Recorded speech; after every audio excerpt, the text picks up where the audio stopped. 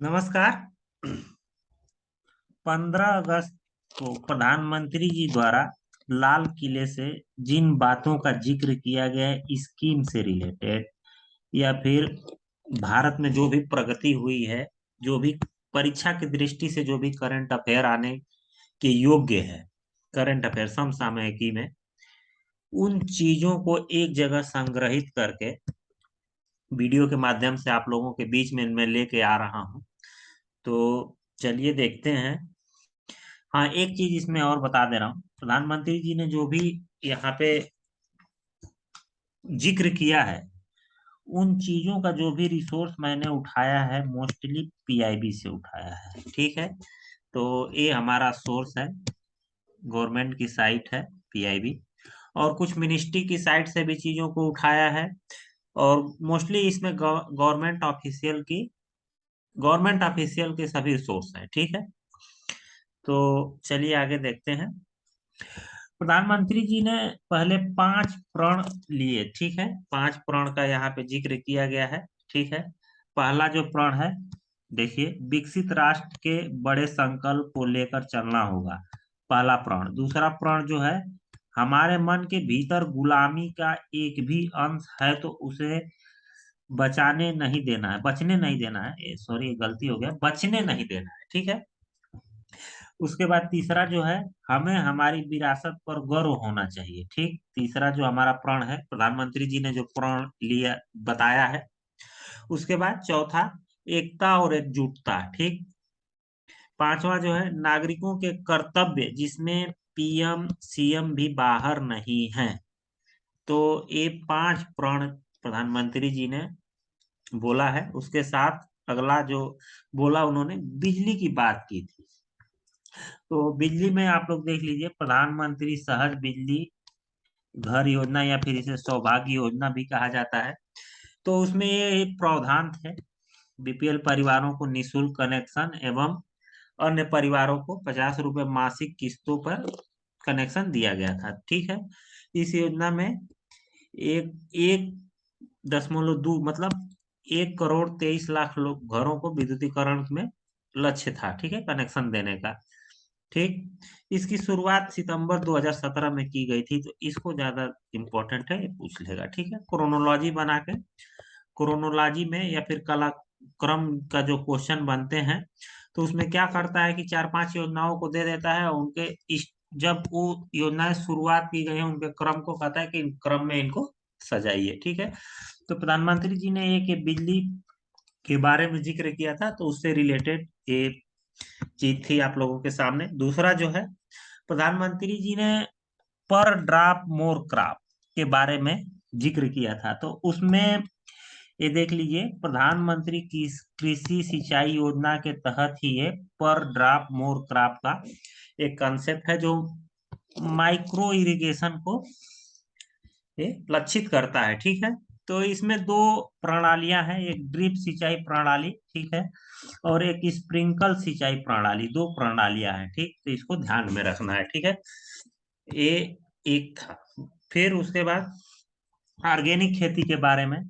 ठीक है, तो ऑर्गेनिक खेती में क्या होता है, ये जैविक खेती है, होती है मूल रूप से केमिकल रहित उर्वरक का इसमें प्रयोग किया जाता है और इसमें लागत कम आती है।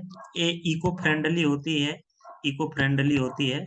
ठीक, ठीक है, ये उत्तर प्रदेश सरकार भी जैविक खेती को बढ़ावा देने के लिए एक बोर्ड का गठन करने जा रही है, तो इसको भी ध्यान रखना है।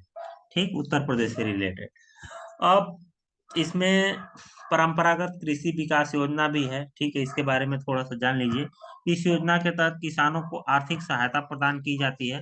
ठीक, इसी से संबंधित है। ठीक है, इस योजना को सॉइल हेल्थ योजना के तहत, ठीक है, सॉइल हेल्थ कार्ड जो इशू किया जाता है, उसी योजना के तहत इसको भी शुरू किया गया था। और जिसका मुख्य उद्देश्य था मिट्टी की उर्वरता को या फिर फर्टिलिटी को, मिट्टी की फर्टिलाइजेशन को बढ़ाना था। ठीक है, तो ये थोड़ा सा मृदा स्वास्थ्य कार्ड योजना को देख लीजिए। तो मृदा स्वास्थ्य कार्ड योजना 2015 में इसको लागू किया गया था, या फिर इसकी शुरुआत की गई थी। और इसका मेन मकसद था जमीन की उर्वरता को का अध्ययन करना, ठीक है। इसमें किसानों को एक कार्ड दिया जाता है, ठीक, एक कार्ड दिया जाता है। उस कार्ड में पूरी उनकी जमीन, जो भी उनकी जोत होती है ना, जिस पे वो लोग खेती करते हैं, उससे उर्वरता से रिलेटेड पूरी जानकारी होती है, ठीक है। तो इसको ध्यान रखिएगा, ठीक। यह कार्ड हर 2 साल पे जारी किया जाता है, इसको भी ध्यान रखना है, हर 2 साल पे। मगर आज अगर हुआ तो ये 2 साल के लिए वैलिड रहेगा, 2 साल बाद फिर जारी किया जाता है, ठीक। आगे चलिए। फिर वहां पे उन्होंने महर्षि अरविंदो घोष का जिक्र किया था, ठीक है। अरविंदो घोष का जो जन्म 15 अगस्त को हुआ था, तो उसी के तत्वाधान में इनका जिक्र किया गया था। ये उनकी फोटो है। ये एक योगी एवं दार्शनिक थे, ठीक है। जन्म इनका कलकत्ता में हुआ था, ठीक है। इन्होंने स्वतंत्रता संग्राम में भी प्रतिभाग किया था, और स्वतंत्रता संग्राम के बाद ये योगी बन गए थे, ठीक है। अरविंदो घोष जी की कुछ कलाकृतियां हैं, ठीक है। The mother, letters on yoga, ठीक है। सावित्री, योग समन्वय, दिव्य जीवन, फ्यूचर पोट्री, ये सब चीजें हैं, इनको याद रखना है, ठीक है। इनको याद रखना है, ठीक है। आगे चलिए। एथेनॉल मिश्रण, इसके बारे में भी प्रधानमंत्री जी का जिक्र था, एथेनॉल मिश्रण।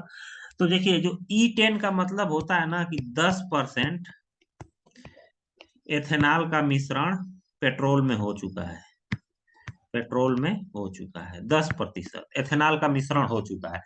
तो E10 का जो लक्ष्य था, ये था नवंबर 2022, नवंबर 2022 में रखा गया था, मगर भारत ने इस लक्ष्य को जून 2022 में ही प्राप्त कर लिया। फिर E20 जो 20% एथेनॉल का जो मिश्रण है, इसका लक्ष्य 2025 तक रखा गया है।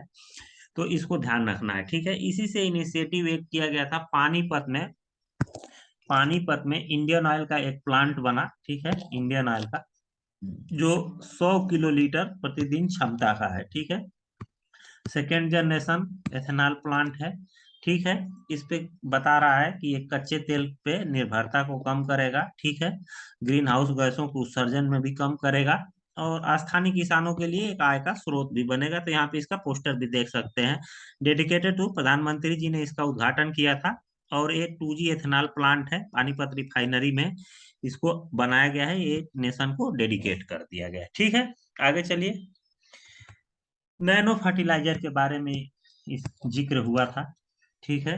तो नैनो फर्टिलाइजर इफ्को द्वारा बनाया गया है, ठीक है। इसको ध्यान रखिएगा, इफ्को ने तकनीक से बनाया है इसको, ठीक।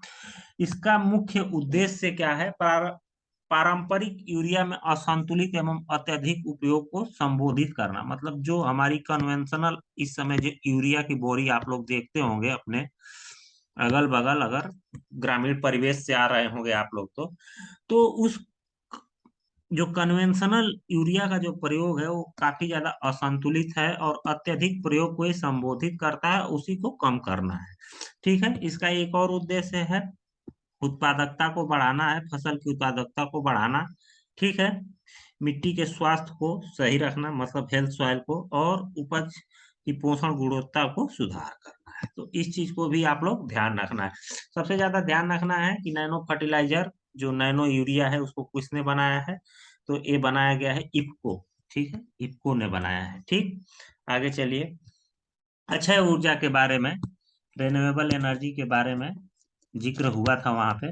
तो देखिए, रिन्यूएबल एनर्जी में सोलर एनर्जी, पवन एनर्जी, हाइड्रो एनर्जी, ये सब आती हैं, ठीक है। तो उसी से रिलेटेड जो भी अभी तक भारत में ये जो चालू हमारा करंट अफेयर से रिलेटेड जितना क्वेश्चन बन सकता है, उसमें एक देख लीजिए। भड़ला में, जो जोधपुर में भड़ला है, वहां पे विश्व का सबसे बड़ा 2245 मेगावाट का सोलर पार्क स्थापित किया गया है। तो ये चीज आप लोग ध्यान रखिए। दूसरा जो है, भारत का सबसे बड़ा तैरता हुआ, ये ध्यान रखना है, ये जो है ये लैंड पर है, और ये जो है तैर रहा है, मतलब पानी में है, ठीक है, फ्लोटिंग है। सोलर पावर प्रोजेक्ट को चालू किया गया, कहाँ पे चालू किया गया है? रामागुंडम, तेलंगाना में, ठीक है, तेलंगाना स्टेट में इसको चालू किया गया है, ठीक। यहाँ पे इस न्यूज को भी देख सकते हैं, ठीक है। और इसकी जो क्षमता है वो 100 मेगावाट का। इसका संचालन एनटीपीसी करेगी, नेशनल थर्मल पावर कारपोरेशन, ठीक है, नेशनल थर्मल पावर कारपोरेशन। तो ये था अक्षय ऊर्जा से रिलेटेड। उसके बाद ये देख लीजिए, इसको थोड़ी समय के लिए भूल जाइए, ठीक है। तो जो हमारा हुआ था ग्लासगो में जो कोप मीटिंग हुई थी जलवायु परिवर्तन को लेके, तो उसमें भारत ने अपने 5 प्रण लिए थे, 5 प्लेजेज लिए थे। तो उसमें जो पहला प्लेज था, जीडीपी की उत्सर्जन तीव्रता को कम करना, ठीक है, 2055 के स्तर को बेस ईयर को बनाते हुए 2030 तक 45% तक उत्सर्जन तीव्रता को कम करेगा, ठीक है। 50% विद्युत ऊर्जा का उत्पादन जो होगा वो अक्षय ऊर्जा होगा, ठीक है, अक्षय ऊर्जा से होगा, यानी सोलर, पवन, हाइड्रो, ये सब चीजों से, ठीक। उसके बाद तीसरा जो है, भारत विद्युत ऊर्जा का उत्पादन गैर जीवाश्म 2030 तक 50 गीगावाट, ठीक है, 500 गीगावाट की जो विद्युत उत्पादन जो है वो गैर जीवाश्म करेगा, ठीक है। उसके बाद 2030 तक 1 बिलियन टन तक कम करेगा कार्बन उत्सर्जन को। तीसरा जो है, life life style for environment, एक कैंपेन शुरू करेगा, ठीक है, और उसे जलवायु परिवर्तन को कम करना है, ठीक। ये चीजें हैं। आगे चलिए, वंदे भारत ट्रेन के बारे में जिक्र हुआ था। तो ये वंदे भारत एक सेमी हाई स्पीड ट्रेन है, ठीक है। पहली बार इसका संचालन 15 फरवरी को किया गया था, ठीक है, 15 फरवरी को, ठीक। वंदे भारत ट्रेन का जो कोच है वो इंटीग्रल कोच फैक्ट्री चेन्नई में बनाया गया है, ठीक है। इसे ट्रेन 18 भी कहा जाता है, तो इसको भी आप लोगों को ध्यान रखना है, ठीक है। आगे चलिए, पीएलआई योजना के बारे में जिक्र हुआ था। तो ये उत्पाद आधारित प्रोत्साहन योजना था, ठीक है, प्रोडक्शन लिंक इंसेंटिव योजना या फिर उत्पाद आधारित प्रोत्साहन योजना है, ठीक है। इसका उद्देश्य है घरेलू मैन्युफैक्चरिंग को बढ़ावा देना, ठीक है, और देश को आत्मनिर्भर बनाना, मतलब सेल्फ रिलायंट बनाना, मतलब कुल मिला जुला के इम्पोर्ट कम करना। इसका मेन मकसद है ये इम्पोर्ट को कम करना, ठीक है। जो उत्पाद आधारित प्रोत्साहन योजना किन किन क्षेत्रों में लागू है, तो इस समय देख लीजिए, लगभग में 14 क्षेत्रों में लागू लागू है, जिसमें से ऑटोमोबाइल सेक्टर, इलेक्ट्रॉनिक सेक्टर, दूरसंचार एवं फार्मास्यूटिकल, ठीक है। उसके बाद सौर मॉड्यूल, धातु एवं खनन माइनिंग के क्षेत्र में, कपड़ा उद्योग के क्षेत्र में, एवं ड्रोन एवं उन्नत रसायन सेल बैटरी में। तो कुल मिला के 14 क्षेत्रों में ये लागू की गई है, जहाँ पे ये नाम दिए हुए हैं। इन नामों को आप लोगों को याद कर लेना है, ठीक है। खिलौना के बारे में प्रधानमंत्री जी ने जिक्र इसका किया था। तो देखिए, खिलौना के बारे में जो भी जिक्र था उसमें एक योजना मैन्युफैक्चरिंग प्रोत्साहन योजना, ठीक है, खिलौना जो है, खिलौना मैन्युफैक्चरिंग प्रोत्साहन योजना भारत सरकार की पहल है, जिसमें खिलौना उद्योग को बढ़ावा देना है, ठीक है। दूसरा, उत्तर प्रदेश सरकार द्वारा शुरू की गई योजना है, एक जिला एक उत्पाद में, ठीक है, एक one district one product, one product में झांसी जिले में सॉफ्ट टॉयज यानी कि सॉफ्ट खिलौना को उत्पादन को बढ़ावा देना के लिए झांसी जिला को चुना गया है। तो इस चीज को भी आपको ध्यान रखना है, ठीक है। उसके बाद महिलाओं की एम्पावरमेंट या फिर महिलाओं के सशक्तिकरण से रिलेटेड बात हुई थी। तो देखिए, इसमें एक जो था बेटी बचाओ बेटी पढ़ाओ योजना, इसका आरंभ वर्ष जो था 2015 था, ठीक है। इसका जो मेन मकसद क्या था, मेन उद्देश्य ये था, शिशु लिंगानुपात को में जो गिरावट आ रही थी उसको टैकल करना, महिला सशक्तिकरण करना, ठीक है, बालिकाओं की सुरक्षा के लिए, ठीक है, लैंगिक असमानता को दूर करना, ये सब चीजें थी, ठीक है।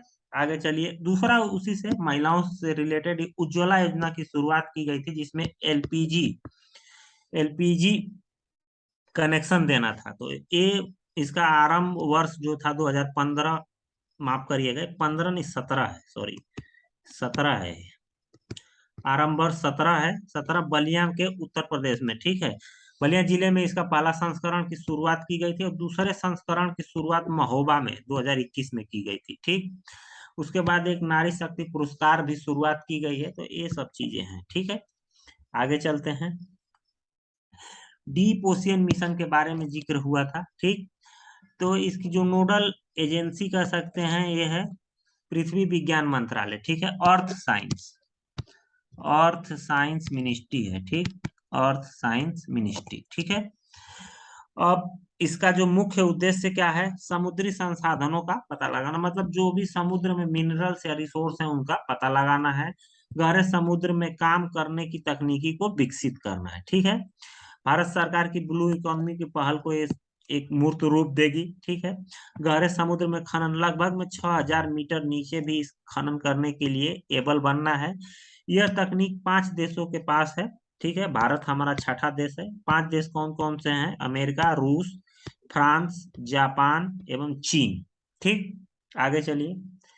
यूपीआई के बारे में जिक्र हुआ था, यूनिफाइड पेमेंट इंटरफेस, ये है इसका जो एनपीसीआई ने इसको बनाया हुआ है, एनपीसीआई ने, ठीक है। पीयर टू पीयर मतलब पर्सन टू पर्सन ये ट्रांसफर करेगी, ठीक। पर्सन टू मर्चेंट, ठीक है। व्यक्ति से मर्चेंट टू ऑलरेडी जैसे आप लोग गूगल पे करते होंगे, गूगल पे, फोन पे, पेटीएम, ये सब यूपीआई का एप्लीकेशन है, ठीक है। तो इस चीज को आपको ध्यान रखना है, ठीक है। आगे चलिए। कॉमन सर्विस सेंटर के बारे में बात हुई थी। तो कॉमन सर्विस सेंटर जो होते हैं ये डिजिटल इंडिया प्रोग्राम के तहत इस योजना का शुरुआत किया गया है। ये ई गवर्नेंस को प्रोवाइड करना है और इसका मुख्य उद्देश्य क्या है, यह एक पारदर्शी सेवा वितरण तंत्र बनाने की सरकारी कार्यालयों में जाने में नागरिकों के प्रयास को कम करने में मदद करता है। मतलब जो भी छोटी मोटी चीजें हैं, ठीक है, उनको कॉमन सर्विस सेंटर से ही काम कर दिया जाए, सरकारी कार्यालयों पे इनका आवागमन कम हो, इसी से रिलेटेड है, ठीक है। ये ई गवर्नेंस को प्रभावित डिफिनीशन देती है या फिर परिभाषित करती है, ये सब चीजें हैं, ठीक। फिर ये देख लीजिए नोनी रेलवे पुल, ठीक है। यहाँ पे रेल मिनिस्ट्री ने ये ट्वीट करके बताया कि, देख लीजिए यहाँ पे चर्चा में क्या है। रेलवे मिनिस्टर ने ट्वीट करके जानकारी दी कि दुनिया के सबसे ऊंचे रेलवे ब्रिज पर तिरंगा फहराया गया, ठीक है। तो नोनी ब्रिज ये जो है ये 111 किलोमीटर की जो लंबी जिरीबॉम इम्फाल रेलवे परियोजना का एक हिस्सा है, ठीक है। इस ब्रिज की जो ऊंचाई है 141 मीटर है, ठीक है। ये जिस दिन ऑपरेशनलाइज हो जाएगा ये दुनिया का सबसे ऊंचा ब्रिज बनेगा। देखिए यहाँ पे लिख रहा है वर्ल्ड टॉलेस्ट ठीक है, रेलवे ब्रिज, ठीक है, इसको ध्यान रखिएगा। वर्ल्ड टॉलेस्ट रेलवे का ये ब्रिज है, ठीक है। उससे पहले जो रेलवे का सबसे बड़ा जो ब्रिज है वो है मॉन्टेनिग्रो जो देश है उसमें माला रिजेटा वायाडक्ट 139 मीटर का है, ठीक। तो दोस्तों ये था हमारे वीडियो का अंत। यही आज का करंट अफेयर है 15 अगस्त का मूल रूप से। तो तब तक के लिए नमस्कार, जय हिंद।